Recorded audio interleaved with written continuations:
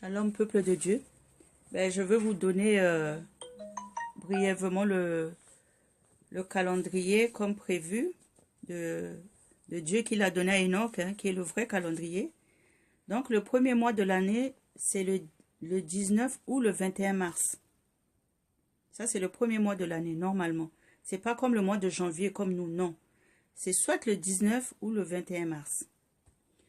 Le Shabbat tombe toujours le samedi. Tous les premiers jours du premier mois de l'année tombent le mercredi. Donc, le 4e jour, à cause des luminaires qui servent de rendez-vous pour les fêtes, les jours, les années.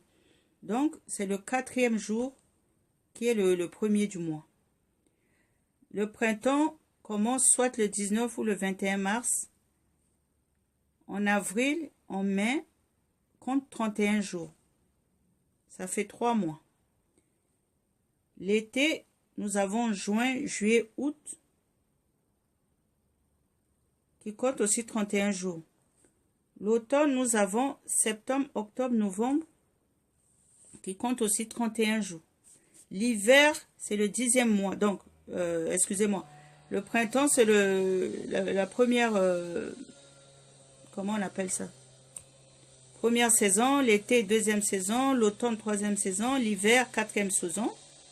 C'est le 10e, le 11e mois et le 12e mois, 31 jours aussi. Et l'année est de 364 jours. Pas comme 360 jours. Parce que comme je vous dis, les 4 jours en plus, c'est les rendez-vous que Dieu a mis pour les fêtes et les jours de ces fêtes qu'il déclare. Donc, je vous mettrai un calendrier pour ceux qui sont intéressés, et ils auront plus de précision. Donc là, nous allons développer un peu qu'est-ce que c'est la Torah. La Torah, c'est la loi de Dieu qui a pour but de révéler aux hommes leurs péchés. Nous allons commencer par lire dans Matthieu 5, versets 18 à 20, qui nous dit « Car je vous le dis en vérité, tant que le ciel et la terre ne passeront point, il ne disparaîtra pas de la loi un seul iota ou un seul trait de la lettre, jusqu'à ce que tout soit arrivé. Celui qui donc supprimera l'un de ces plus petits commandements et qui enseignera aux hommes à faire de même sera appelé le plus petit dans le royaume des cieux. Mais celui qui les observera et qui enseignera à les observer, celui-là sera appelé grand dans le royaume des cieux. Car je vous le dis, si votre justice ne surpasse pas celle des scribes et des pharisiens, vous n'entrerez point dans le royaume des cieux. Amen. Cette parole que je lis, c'est dans la parole de Matthieu, c'est dans la Nouvelle Alliance.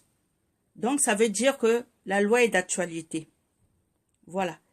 Donc, Dieu nous dit ici au 20 que notre justice doit surpasser celle des scribes et des pharisiens. Mais les scribes et les pharisiens, eux, ils observent déjà la Torah.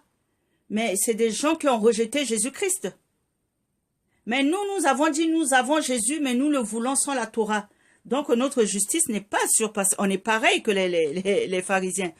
À la seule différence, eux, les pharisiens, ils observent la Torah, ils ont rejeté Jésus. Nous, les chrétiens, nous avons accepté Jésus, nous avons rejeté la Torah. Donc, nous sommes pareils que les pharisiens et les scribes. Mais pour que notre justice surpasse celle des pharisiens et des scribes, nous devons avoir et la Torah et Jésus-Christ. Donc, et la loi et la foi. Voilà. Donc, nous allons maintenant lire un deuxième passage dans Romains 10, au verset 4 à 5, qui dit « Car Christ est la fin de la loi pour la justification de tous ceux qui croient. En effet, Moïse définit ainsi la justice qui vient de la loi. L'homme ne mettra ces choses en pratique et vivra par elles. » La parole de Dieu nous dit que Christ est la fin de la loi. Mais quand on dit que Christ est la fin de la loi, ça veut dire que Christ n'a pas mis fin à la loi. Sinon, le français allait dire Christ a mis fin à la loi. Mais ce n'est pas dit comme ça. C'est dit Christ est la fin de la loi. La fin de la loi, c'est-à-dire qu'il est la loi. Il est l'accomplissement de la loi. Après lui, il n'y a pas d'autre loi. Avant lui, il n'en a pas une autre. Donc, il est la fin. Que après lui, il n'y a pas un autre. C'est ça que ça veut dire. Ça ne veut pas dire qu'il a mis fin à la loi. Non. Il est la fin. Et on n'a pas dit il est venu pour mettre la fin. D'ailleurs, il dit je suis venu l'accomplir. Donc il ne peut pas dire qu'il est venu mettre fin à cela. Il est la fin, il est l'accomplissement. Donc il faut bien comprendre le français comment il est écrit. Et Moïse au 5 il dit en effet Moïse définit ainsi la justice qui vient de la loi. L'homme qui mettra ces choses en pratique vivra par elles. Celui qui met la pratique de la Torah dans sa vie vivra par elle. Vivra par la loi, vivra par la parole de Dieu, vivra par Jésus qui est l'accomplissement de la loi. Celui qui rejette la loi rejette Jésus-Christ. Celui qui rejette la Torah rejette Jésus-Christ. Parce qu'il est la fin, il est l'accomplissement de la loi. Donc, Moïse dit, nous sommes définis par la justice à cause de la loi. Donc, à cause de la loi, nous devenons justes. Si nous n'avons pas la loi, nous ne sommes pas justes. Donc, nous ne définissons pas la justice. Donc, c'est dit ici, Dieu, un peu plus haut, Dieu est cherchant à établir leur propre justice. Ils ne sont pas soumis à la justice de Dieu. Voilà. Un peu plus haut, 3. Ne connaissant pas la justice de Dieu et cherchant à établir leur propre justice, ils ne se sont pas soumis à la justice de Dieu. Voilà. Soumettons-nous à la justice de Dieu, car Christ est la fin de la loi pour la justification de tous ceux qui croient. Donc, si nous voulons être justifiés, nous devons avoir la loi dans notre vie. Nous devons pratiquer la Torah. Voilà. Donc, Moïse dit que la justification de la loi est pour celui qui pratique la loi. Amen. Nous allons lire un autre passage. Mais avant de lire cela, la Torah est la loi de Dieu qui a pour but de révéler aux hommes leurs péchés. Nous allons lire dans Romains 7, verset 7, ce qui est dit. Excusez-moi. Romains 7, verset 7. Il est dit, que dirions-nous? La loi est-elle péché? Loin de là. Mais je n'ai connu le péché que par la loi, car je n'aurais pas connu la convoitise si la loi n'eût dit « tu ne convoiteras point ». Oui, c'est dans la loi qu'on a dit « tu ne convoiteras point ». Donc, si tu as la loi, tu sauras que la convoitise est un péché.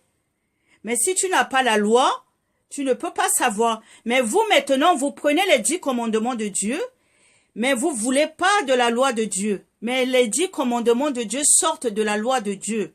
Les 10 commandements de Dieu sortent de la Torah qu'il a donnée à Moïse. Donc, si vous appliquez ça, vous ne pouvez pas passer à côté de la Torah et à côté de la loi de Dieu. C'est impossible. Donc, nous allons aller dans le livre de Galates, maintenant.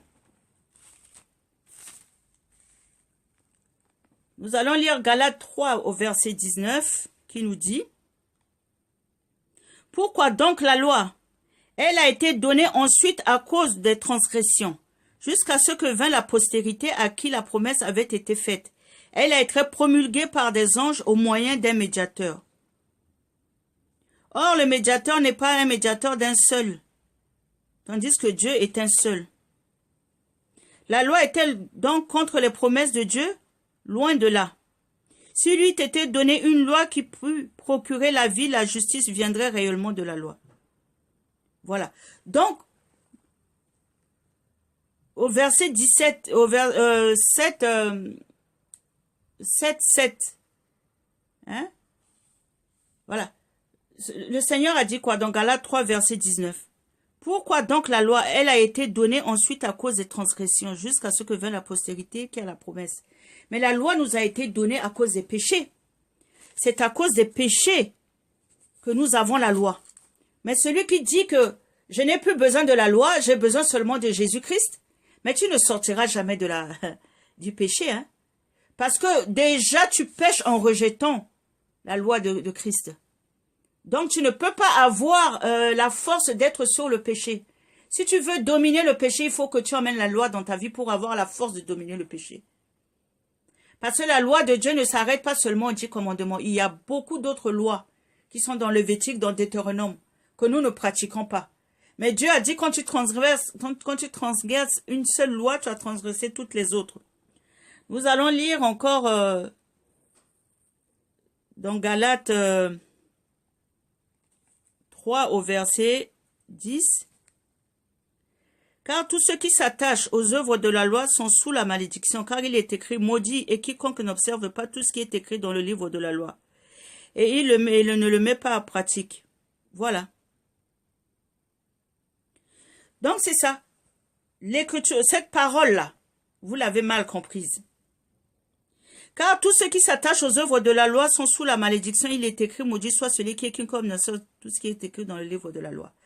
Ça parle dans l'ancienne alliance, quand les gens, quand tu péchais, on te lapidait. Ça, c'est les œuvres de la loi. Nous n'avons plus ces œuvres-là. Les œuvres de la loi, ça veut dire que quand tu péchais, on te lapidait. C'est ça, l'œuvre. Quand tu faisais quelque chose, on te mettait de côté, tu devais te laver, te purifier 7 fois avant de venir dans le camp, tout ça, machin. Ça, c'était les œuvres de la loi. Ça, on n'est plus dedans. Ça, c'est fini. Parce que on a dit ici au 13 du même passage du Galates 3, Christ nous a rachetés de la malédiction de la loi, étant devenu malédiction pour nous, car il est écrit, maudit quiconque est pendu au bois. Voilà pourquoi Jésus-Christ est venu mourir. C'est pour abolir toutes les œuvres de la loi. C'est pas pour abolir la loi, non. Pour abolir les œuvres qui se faisaient dans la loi de l'ancienne alliance, c'est-à-dire la lapidation. La femme qui avait ses menstrues était mise à part. La femme qui a accouché était mise à part hors du camp. Celui qui avait la peste ou celui qui avait une maladie ou la gono ou avait une maladie ou un dartre de la peau était mis hors du camp. C'est ça les œuvres que Jésus est venu abolir en donnant sa vie à la croix pour nous. C'est ça que veut dire cette parole. Beaucoup de gens n'ont pas compris. Mais la loi, nous devons l'accomplir. Donc, je crois que nous allons continuer demain. Nous allons nous arrêter ici. Que le Seigneur vous bénisse et je vous mettrai le calendrier. Soyez